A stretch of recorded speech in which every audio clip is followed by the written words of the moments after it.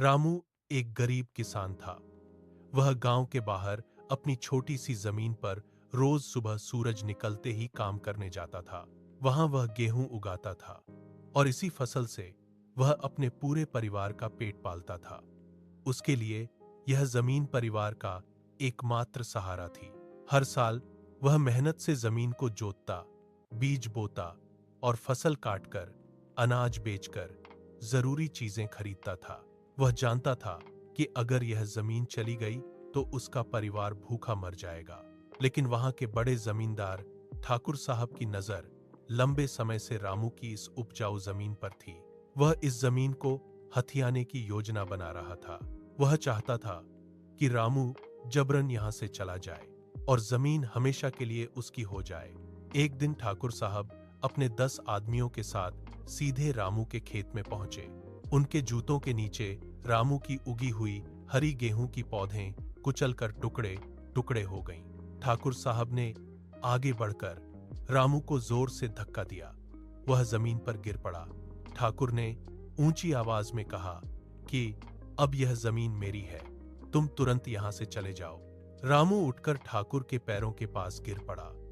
वह गिड़गिड़ाकर कहने लगा कि साहब, यह जमीन मेरे परिवार का एकमात्र सहारा है। मेरी बूढ़ी माँ और छोटे भाई इसी पर निर्भर हैं। मुझे मेरी जमीन मत छीनो। लेकिन ठाकुर ने उसकी एक भी बात नहीं सुनी। इतने में रामू की बूढ़ी माँ कमरे से बाहर निकल कर आई। वह ठाकुर के पैरों को पकड़कर रोने लगी, माफी मांगने लगी कि हम गरीब हैं, हमारा एक ही सहारा है। लेकिन ठाकुर ने गुस्से में उसे जोर से लात मारकर दूर कर दिया। वह पिछली तरफ जाकर पत्थर से टकराई और चुप होकर बैठ गई। ठाकुर ने तुरंत अपने आदमियों को हुक्म दिया, जाओ और इस गरीब के घर की चारदीवारी को पूरी तरह तोड़ दो। आदमी तुरंत हथौड़े और लकड़ी के डंडे उठाकर घर की तरफ बढ़ गए। दीवारों पर वार पड़ने लगे, ईंटें टूटकर जमीन पर गिरने लगीं। पूरा घर एक ही घंटे में ढेर हो गया। रामू बगल में खड़ा था, सब कुछ देख रहा था। रामू की आंखों से आंसू बहने लगे।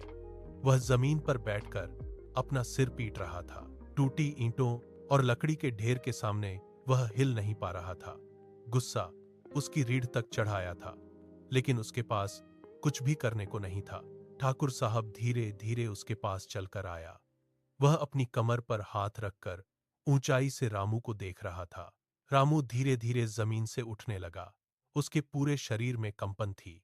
वह हाथों को इतनी कड़ी से मुक्का बनाकर बांध रहा था कि नाखून उसकी हथेली में घुस गए। खून बहने लगा। वह ठाकुर की आंखों में सीधे देखते हुए बोला, तूने मेरी पूरी जिंदगी बर्बाद कर दी है। तूने मेरे परिवार का सहारा तोड़ दिया है। एक दिन तुझे भी इसका नतीजा जरूर मिलेगा। तेरे ऊपर भी मेरी यह बदुआ उतरेगी। ठाकुर साहब यह सुनकर जोर से हंसने लगा। उसकी हंसी पूरे खेत में गूंज रही थी। वह हंसते हुए बोला कि मैं किसी गरीब की बदुआ से नहीं डरता। मेरे पास पैसा है, ताकत है, रिश्ते हैं। तेरी बदुआ मेरा क्या बिगाड़ लेगी। वह फिर से हंसा और अपने आदमियों के साथ वापस जाने के लिए मुड़ गए। रामू वहीं खड़ा रहा। उसकी आंखों में अभी भी गुस्से की आग जल रही थी। कुछ महीने बीत गए। ठाकुर साहब रामू की जमीन पर खेती करता रहा, अपनी शानो शौकत की जिंदगी जीता रहा।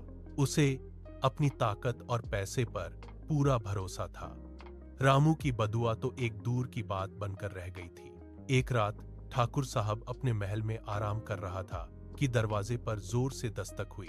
एक आदमी घबराया हुआ अंदर दौड़कर आया। उसके पैर हिल रहे थे।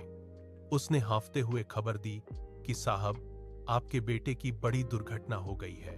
वह शराब पीकर गाड़ी चला रहा था और एक पुल से नीचे गिर गया है। ठाकुर के पैरों के नीचे से जमीन खिसक गई। वह तुरंत अस्पताल पहुंचा। डॉक्टरों ने कहा कि बेटे को बचाने के लिए बड़ी सर्जरी चाहिए और बहुत पैसा लगेगा। ठाकुर ने कोई कसर नहीं छोड़ी।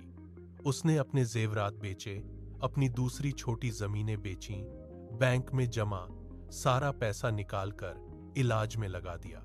लेकिन फिर भी बेटे की हालत में कोई सुधार नहीं आया। रामू की वह बदुआ, जिसे वह हंसकर नकार चुका था, अब उसके सिर के ऊपर भारी पत्थर की तरह टिकी हुई थी। उसी रात ठाकुर को एक भयानक सपना आया। सपने में रामू उसके सामने खड़ा था और वही बदुआ दोहरा रहा था। ठाकुर पसीने से तर होकर उठ गया। उसका पूरा शरीर कंप रहा था। अगली सुबह वह अपने परिवार को लेकर सीधे रामू के झोंपड़े पहुंचा। वह रामू के पैरों के पास जाकर झुक गया। उसने रामू के पैर छुए और गिड़गिड़ाकर माफी मांगी। उसने रामू की जमीन के पूरे कागजात वापस उसके हाथों में थमा दिए। वह बोला कि मैंने तुम्हारे साथ बहुत गलत किया है। मेरी बदुआ मुझे ही मिल गई है। अब तुम ही मेरे बेटे की सलामती की दुआ करो। रामू ने ठाकुर को माफ कर दिया और उसके बेटे की सलामती की दुआ की। कुछ दिनों बाद ठाकुर का बेटा ठीक होकर घर लौट आया। इसके बाद से ठाकुर कभी भी किसी गरीब पर अन्याय नहीं करता था। वह हमेशा सभी को यही सबक सिखाता था कि गरीब की बदुआ का असर बहुत तेज होता है।